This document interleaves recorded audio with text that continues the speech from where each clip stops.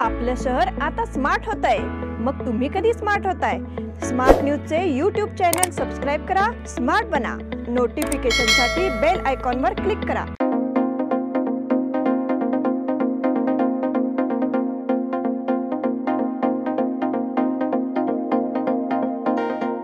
नमस्कार, मैं Omkar Angadi. Smart plus के आज के समाचार में आपका स्वागत। नजर सबसे पहले सुर्खियों पर। संसद भवन के उद्घाटन समारोह पर विपक्ष के बहिष्कार की संभावना। वलीव बारिश का तूफान आया है, मौसम विभाग की अलर्ट चेतावनी। 12वीं की पूरक परीक्षा की सुचारू शुरुआत। श्री शनैश्चर भक्त मंडल द्वारा महाप्रसाद का वितरण। अभय पाटिल ने ली विधायक पद की शपथ। हिंदी फिल्म गदायुद्ध का ट्रेलर रिलीज। बेलगाम में डॉल्बी मुक्त शिवजयंती जुलूस पर निर्णय। महाविकास आघाडी में नए विवाद की शुरुआत। आपल्या लाडक्या मुलामुलीच्या लग्नाचा प्रश्न सोडवायचा आहे? एखाद्या चांगल्या मार्गदर्शक संस्थेचा शोध घ्यायचा आहे? मग आपला शोध इथेच थांबतो आहे। श्री स्वामी समर्थ वधूवर सूचक केंद्र मॅरेज ब्युरो। आमच्याकडे सर्व जाती धर्माची 40,000हून अधिक स्थळे उपलब्ध।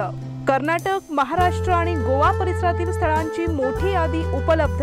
आमचा पत्ता आहे श्री स्वामी समर्थ मॅरेज ब्युरो, शुक्रवार पेठ, टिळकवाडी, हॉटेल नियाजच्या शेजारी। संपर्क 9741436770 किंवा 9741625533।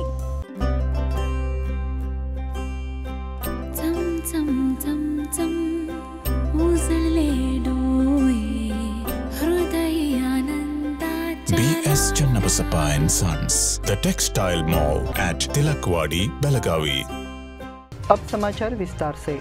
नए संसद भवन के उद्घाटन कार्यक्रम को लेकर विवाद खड़ा हो गया है। हालांकि लोकसभा सचिवालय ने अभी तक कार्यक्रम की घोषणा नहीं की है। कांग्रेस राष्ट्रपति के बजाय प्रधानमंत्री द्वारा उद्घाटन का विरोध कर रही है और उसने समारोह में भाग लेने को लेकर संदिग्ध रुख अख्तियार किया है। इसलिए कयास लगाए जा रहे हैं कि कांग्रेस समेत विपक्षी दल समारोह का बहिष्कार करेंगे। कांग्रेस के वरिष्ठ नेता आनंद शर्मा से सोमवार को प्रेस कॉन्फ्रेंस कर नए संसद भवन के उद्घाटन को लेकर बार बार सवाल पूछे गए, लेकिन उन्होंने स्पष्ट जवाब देने से इनकार कर दिया। उन्होंने आरोप लगाया कि केंद्र सरकार संविधान का सम्मान नहीं करती है। लोकसभा और राज्यसभा संसद के दो अविभाज्य अंग हैं और उनके प्रमुख राष्ट्रपति होते हैं। राष्ट्रपति के पास संसद के सत्र को बुलाने और स्थगित करने की शक्ति है। संसद के अध्यक्ष के रूप में राष्ट्रपति को नए संसद भवन के उद्घाटन के लिए आमंत्रित किया जाना चाहिए। यदि उद्घाटन सीधे प्रधानमंत्री द्वारा किया जाता है तो ये संविधान का अपमान होगा। हालांकि शर्मा ने बहिष्कार के मुद्दे पर स्पष्ट जवाब देने से परहेज करते हुए कहा कि कांग्रेस के इस रुख पर केंद्र सरकार की प्रतिक्रिया देखना महत्वपूर्ण है। वलीव बारिश का तूफान आया है, मौसम विभाग की अलर्ट चेतावनी। सोमवार रात अचानक हुई बारिश से बेलगाव वासियों में खलबली मच गई। तेज हवाओं के साथ हुई झमाझम बारिश से जनजीवन अस्त व्यस्त हो गया। कई जगहों पर पेड़ गिरे और घरों के पत्ते उड़ गए, जिससे भारी नुकसान हुआ। शहर के कई हिस्सों में पेड़ और बिजली के खंभे उखड़ गए, लेकिन गनीमत रही कि कहीं से किसी के हताहत होने की सूचना नहीं है।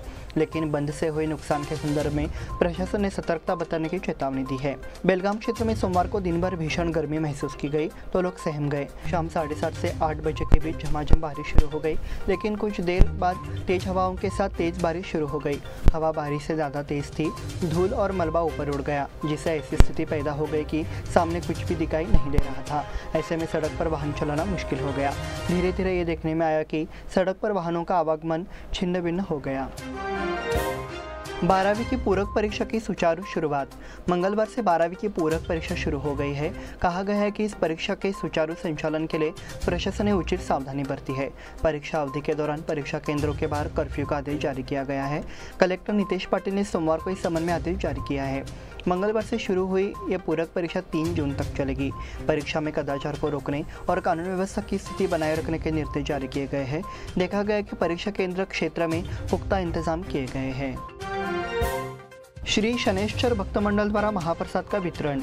श्री शनैश्चर भक्त मंडल द्वारा मंगलवार को यहाँ महाप्रसाद का वितरण किया गया। हजारों की संख्या में श्रद्धालुओं ने भाग लिया और महाप्रसाद का लाभ उठाया। श्री शनि जयंती के अवसर पर इस गतिविधि का आयोजन किया गया। साथ ही रक्तदान शिविर लगाकर सामाजिक कार्यों की जिम्मेदारी निभाई। श्री शनैश्चर भक्त मंडल ने भक्तों के लाभ के लिए हर साल महाप्रसाद के आयोजन की प्रथा को कायम रखा है। इस वर्ष भी मंडल के पदाधिकारियों ने पहल करते हुए इस गतिविधि का आयोजन किया। इस मौके पर नगर क्षेत्र और बाहर के गांवों से आए अनेक नागरिकों ने महाप्रसाद का लाभ लिया। पाटिल गली स्टेशन रोड पर महाप्रसाद वितरण की व्यवस्था की गई। मंडल ने बड़ी संख्या में उपस्थित श्रद्धालुओं के लिए सुनियोजित तरीके से महाप्रसाद वितरण कर आदर्श स्थापित किया। अभय पाटिल ने ली विधायक पद की शपथ। बेलगाम दक्षिण निर्वाचन क्षेत्र से चौथी बार विधायक चुने गए अभय पाटिल ने सोमवार को बेंगलुरु के विधान भवन में शपथ ली। सोमवार को 16वीं विधानसभा के सत्र का पहला दिन था। इसमें कुल 182 विधायकों ने शपथ ली। कांग्रेस के वरिष्ठ नेता आरवी देशपांडे को चुना गया। राज्यपाल थावरचंद गहलोत अभय पाटिल ने शपथ ली। इस मौके पर जिले और प्रदेश के विधायक मौजूद रहे। हिंदी फिल्म गदायुद्ध का ट्रेलर रिलीज।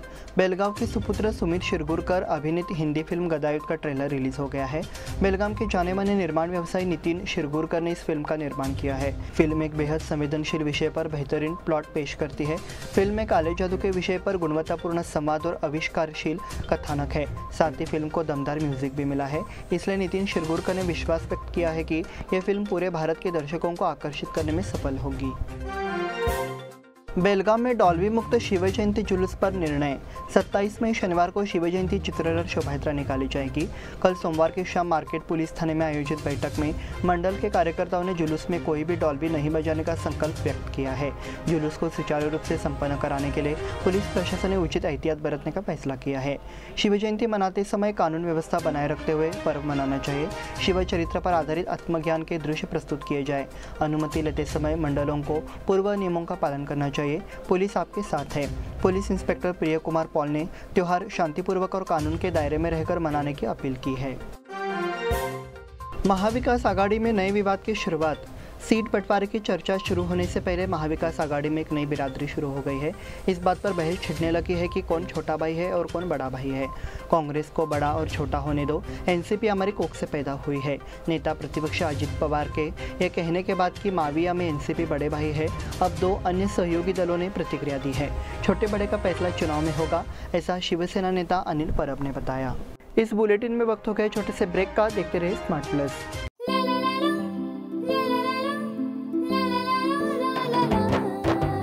जले दीप अंगना में होगी रोशन दुनिया, पलकों तले छा जाए चांद तारों का साया। रंगोली में खिले रंग खुशियों के भी तराने, तन मन झिलमिल जाए हर पल होंगे सुहाने। ये अटूट बंधन खिले हर आशियाना, रंग वस्त्रों का खजाना मन भाए आराधना। रंग वस्त्रों का खजाना मन भाए आराधना। आराधना मारुति गली बेलगाम। मन भाए आराधना।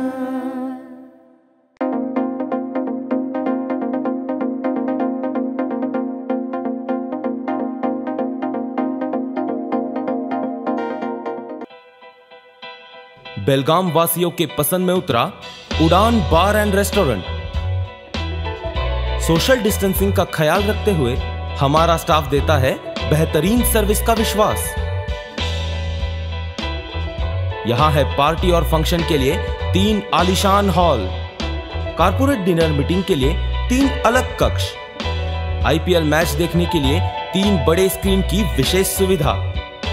इसके साथ ही साफ सुथरा किचन, जहां हमारा वेल क्वालिफाइड स्टाफ देता है क्वालिटी और हाइजीनिक फूड की गारंटी। तो फिर खाने की हो बात तो आना परिवार के साथ। उड़ान बार एंड रेस्टोरेंट, लिंगराज कॉलेज के पास, बेलगावी। फोन 0831 2435 777। ब्रेक के बाद फिर से आपका स्वागत। बढ़ते हैं अगले समाचार की ओर। हड़लगा खानापुर स्थित श्री कलमेश्वर मंदिर का मूर्ति स्थापना और उद्घाटन समारोह सोमवार को आयोजित किया गया। इससे पूर्व रविवार को श्री कलमेश्वर मूर्ति का गांव से शोभायात्रा निकालकर स्वागत किया गया। ढोल नगाड़ों और जयकारों की भी शोभायात्रा निकाली गई। सोमवार को मूर्ति स्थापना और मंदिर का शिखर सम्मेलन हुआ। इस अवसर पर श्री चन्नबासेश्वर देवारू स्वामी जी ने शिखर के आरोहण किया। श्री कलमेश्वर मंदिर का उद्घाटन अरविंद पाटिल ने किया। कल्लप्पना मदिवलकर और जयंत खानापुरकर ने उपस्थित लोगों का स्वागत किया। गांव के पुत्र डॉक्टर राजेश माडवालकर और राजश्री तुड़वेकर को नीट परीक्षा में प्रदेश में प्रथम आने पर सम्मानित किया गया। समारोह आसपास के गाँवों के हजारों नागरिकों की उपस्थिति में आयोजित किया गया। लक्ष्मीबाई चौगुले का 52वां जन्मदिन मनाया गया। बैरिस्टर नाथपई नगर अनगोल की वरिष्ठ नागरिक 92 वर्षीय श्रीमती लक्ष्मीबाई परशुराम चौगुले का जन्मदिन उत्साह के साथ मनाया गया। इस मौके पर उनका अभिनंदन और तुलाभार समारोह हुआ। इस अवसर पर मुख्य अतिथि के रूप में महापौर शोभा सोमनाची सहित विभिन्न क्षेत्रों के गणमान्य व्यक्ति उपस्थित थे। इस अवसर पर उपस्थित गणमान्य लोगों ने उनके शतायु होने की कामना की। विभिन्न क्षेत्रों के उद्यमियों, व्यापारियों और गणमान्य लोगों ने उनका आशीर्वाद मांगा। पांडुरंग चौगुले, एकनाथ चौगुले, पुरुषोत्तम चौगुले, कुश चौगुले, श्रीरंग चौगुले, अनिल चौगुले सहित चौगुले परिवार के सदस्यों ने कार्यक्रम के समन्वय के लिए कड़ी मेहनत की। समारोह में बड़ी संख्या में गणमान्य लोग मौजूद रहे। मतदान के बाद लेजर मार्क का उपयोग करने की योजना। फर्जी वोटिंग को रोकने के लिए चुनाव आयोग एक और नई तकनीक अपनाने जा रही है। वोटिंग के दौरान फिंगर इंक की जगह लेजर मार्किंग का इस्तेमाल किया जाएगा। ये तकनीक आर्टिफिशियल इंटेलिजेंस या AI पर आधारित होगी। इस साल होने वाले 5 राज्यों के विधानसभा चुनाव में इस नई व्यवस्था को लागू किया जा सकता है। अभी इसके ट्रायल चल रहे हैं। लेजर तकनीक से हेराफेरी बंद होगी। कई दिनों से दावा किया जा रहा है कि लेजर से बने निशानों को हटाना लगभग नामुमकिन है। इतना ही नहीं, EVM में एक कैमरा भी लगा होगा जो वोटर की फोटो खींचेगा। इस तंत्र का उपयोग करने से स्याही समाप्त हो सकती है। 2000 रुपये के नोट बदलने की प्रक्रिया सरल और आसान है। 2000 रुपये के नोट बंद करने की घोषणा के बाद एक बार फिर लोगों का पलायन शुरू हो गया है। सोशल मीडिया पर करेंसी एक्सचेंज को लेकर तरह तरह की जानकारियां दी जा रही है और इससे लोग भ्रमित हो रहे हैं। SBI ने इसे हटाने के लिए सर्कुलर जारी किया है। बैंक 23 मई से नोट बदलना शुरू कर देंगे और इसके लिए किसी पहचान पत्र की ज़रूरत होगी। कोई आवेदन पत्र भरने की आवश्यकता नहीं है। SBI ने करेंसी एक्सचेंज के लिए एक सर्कुलर और गाइडलाइंस जारी की है। बैंक ने कदम लोगों में भ्रम की स्थिति से बचने के लिए उठाया है। भारत विकास परिषद द्वारा मेधावी छात्रों को सम्मानित किया गया। भारत विकास परिषद की ओर से 10वीं और 12वीं कक्षा के लिए शहर आए प्रतिभावान विद्यार्थियों को रविवार की शाम GGC सभागार में आयोजित किया गया। मुख्य अतिथि के रूप में GSS कॉलेज प्राचार्य प्रणव पित्रे मौजूद रहे। मंच पर वरिष्ठ सदस्य प्राचार्य VN जोशी और अधिकारी उपस्थित थे। प्रारंभ में संयुक्त सचिव विनायक मोरे ने संपूर्ण वंदे मातरम प्रस्तुत किया। भारत माता और स्वामी विवेकानंद की मूर्तियों की पूजा की गई और गणमान्य व्यक्तियों द्वारा दीप प्रज्वलित किया गया। परिषद के अध्यक्ष विनायक घोड़ेकर ने स्वागत किया और परिचय दिया। कोषाध्यक्ष रामचंद्र तिगड़ी ने वार्षिक प्रतिवेदन प्रस्तुत किया। पांडुरंग नायक ने अतिथियों का परिचय कराया। समाजवादी प्रबोधिनी की ओर से कर्नाटक के नतीजों का विश्लेषण। जब भी देश की राजनीति अति दक्षिणपंथ की ओर झुकती है, काम उस पर अंकुश लगाने का होता है। इस चुनाव ने साबित कर दिया है कि ये कर्नाटक से हुआ है। धार्मिक ध्रुवीकरण पर आधारित अभद्र और असंवैधानिक मूल्यों पर आधारित प्रचार और भ्रष्टाचार, महंगाई, बेरोजगारी, सार्वजनिक मुद्दों पर आक्रामक प्रचार के खिलाफ लड़ाई में कांग्रेस जीत गई है। जनता द्वारा कांग्रेस को जिताकर आपका काम कर लिया है। अब कांग्रेस ने जनता से किए वादे पूरे करने बाकी है। प्राचार्य आनंद मेंडसे ने विचार व्यक्त किया कि काम होना चाहिए। यह समाजवादी प्रबोधिनी की ओर से आयोजन किया गया।